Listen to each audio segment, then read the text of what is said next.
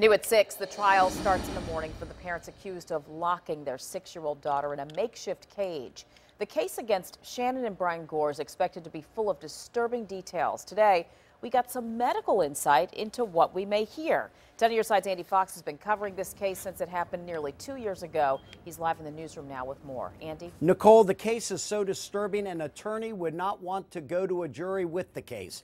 At this hour, though, there is no plea agreement that we know of. So tomorrow morning, one of the worst cases of felony child neglect in recent history will play out in a Gloucester County courtroom.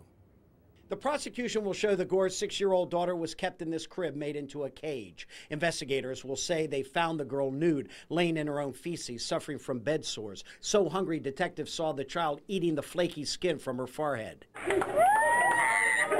This is home video of the 6-year-old's mother, Shannon Gore, and her soon-to-be husband, Brian. During this engagement scene, the two were already living a lie, hiding the daughter born out of wedlock from everyone, including Shannon's mother, who gave us her only interview. But the child was in a makeshift cage with several boxes on top that prevented the child from getting out of the cage. Does that sound like your daughter? No. That she would do something like that? How can you explain what she's accused of doing? I can't. Anytime I think about it, I can't.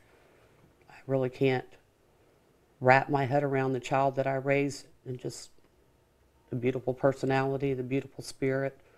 I can't grasp it. Experts from CHKD will testify that even though the daughter, who is now 8 years old, survived, she has permanent injury.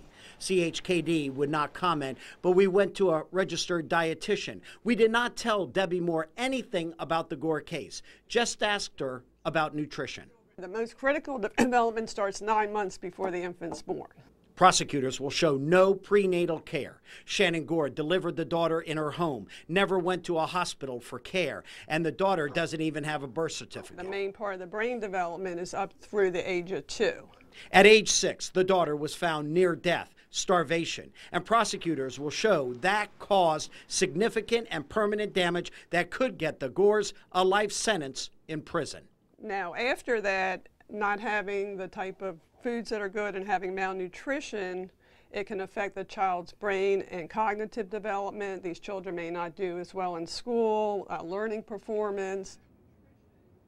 Again, registered dietitian Debbie Moore knows nothing about the Gore case, and we didn't even mention it to her until after the interview was over. And she is not sitting here and passing judgment on it. She is just stating from her experience the effects of malnutrition, which will be a major point in the prosecution's case. We have everything on the Gore story online at WAVY.com. In the newsroom, Andy Fox, 10 on your side.